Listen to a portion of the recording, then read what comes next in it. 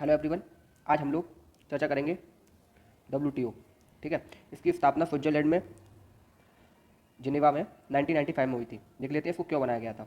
संगठन के माध्यम से अंतर्राष्ट्रीय व्यापार को विनियमित करने वाले पूर्ववर्ती प्रशुल्क एवं व्यापार संबंधी सामान्य समझौते general agreement on tariff and trade GATT को प्रतिस्थापित किया गया था। मतलब WTO का जो पुराना है वो है GATT। ठीक है, चलिए GATT का इतिहास देख लेते हैं और देखते हैं कि कैसे WTO बना। 1947 में 23 देशों द्वारा मुक्त न्यायपूर्ण अंतर्राष्ट्रीय व्यापार व्यवस्था के निर्माण के लिए एक समझौता किया गया, जिसके माध्यम से व्यापार से संबंधित टैरिफ और गैर टैरिफ बाधाओं को कम किया जा सके। ये कब हुआ था? 1 जनवरी 1948 को GATT के रूप में किया गया। फिर 1994 में मराकेश समझौते पर हस्ताक्षर करके WTO की स्थापना हुई। 1995 में WTO की स्थापना हुई और मराकेश समझौते पर हस्ताक्षर हुए 1994 में। वर्तमान में WTO के 164 मेंबर्स हैं, जिसमें से अफगानिस्तान 2016 में जुड़ा था। ठीक है, EU भी इसमें शामिल है। तो WTO एक वैश्विक स्वायत्त संस्था है। इसके सदस्यों के मध्य आपसी आम सहमति के आधार पर ये कार्य करती है और IMF और वर्ल्ड बैंक की तरह ये UNO से नहीं जुड़ी है। संयुक्त राष्ट्र संघ यानी यूनाइटेड नेशन ऑर्गेनाइजेशन से जुड़ी हुई नहीं है, ये स्वायत्त संस्था है। ठीक है, चलिए आगे देख लेते हैं WTO और GATT में अंतर। क्या अंतर है, क्यों इसको प्रतिस्थापित किया गया? WTO वस्तुओं, सेवा और बौद्धिक संपदा के अधिकारों के व्यापार से संबंधित है, जबकि GATT केवल वस्तुओं के व्यापार से संबंधित है। WTO के अंतर्गत व्यापार विवाद निपटाने की प्रक्रिया है, लेकिन GATT में नहीं है। ये प्रीलिम्स के लिए मेंस मतलब दो हैं, इनको याद रखना। अब इसकी संरचना देख लेते हैं। तो सर्वोच्च स्तर पर मंत्री स्तरीय सम्मेलन जो संगठन का शीर्ष निकाय है, 2 वर्ष में इसकी बैठक आयोजित होती है। और सेकंड है जनरल काउंसिल।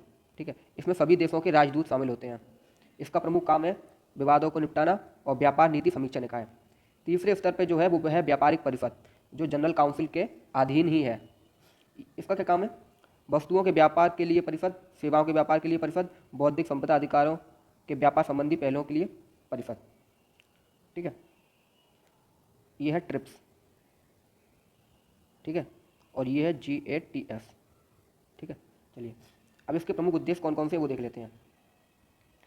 सदस्य देशों के नागरिकों की जीवन स्तर में सुधार, केवल सदस्य देशों के, WTO केवल सदस्य देशों के लिए। ठीक है, पूर्ण रोजगार एवं प्रभावी मांग में व्यापक समृद्धि सुनिश्चित करना, वस्तुओं के व्यापार को बढ़ावा देना, विश्व संसाधन स्थिति को उपयोग को सुनिश्चित करना और पर्यावरण की रक्षा। अब इसके प्रमुख समझौते देख लेते हैं WTO के। वर्तमान में 60 से अधिक व्यापारिक समझौते हैं, प्रमुख तौर पे 3 हैं। वस्तुओं में व्यापार पर बहुपक्षीय समझौता, सेवाओं में व्यापार पर सामान्य समझौता, बौद्धिक संपदा अधिकारों के लिए ट्रिप्स। ठीक है, और एग्रीकल्चर के लिए जो समझौते हैं वो एग्रीकल्चर को प्रदान की जाने वाली सब्सिडी के अंतर्गत 3 बॉक्स हैं, जिनको बॉक्स बोलते हैं।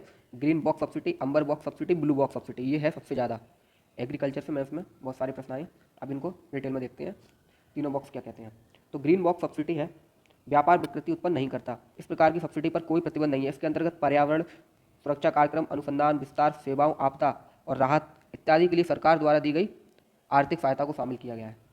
अंबर बॉक्स में कृषि की उत्पादन व्यापार में विकृति उत्पन्न नहीं करती है। इसके द्वारा समर्थन मूल्य का निर्धारण या कृषि उत्पादों की मात्रा के आधार पर प्रत्यक्ष आर्थिक सहायता, जैसे कि MSP।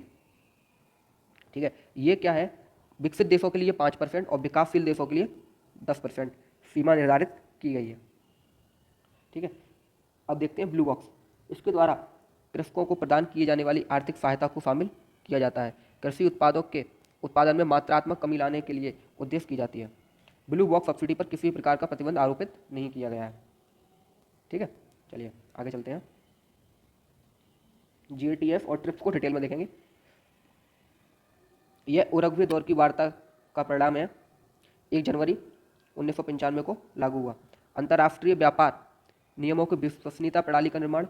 ठीक है, सभी हितधारकों को न्यायसंगत समाधान प्रदान करना और किसी भी प्रकार का समस्या ना हो, बाध्यकारी नीतियों के माध्यम से आर्थिक गतिविधियां बढ़ाना, उदारीकरण करना, विकास करना। ठीक है, अब बौद्धिक संपदा, ये तो आप लोगों को पता होगा।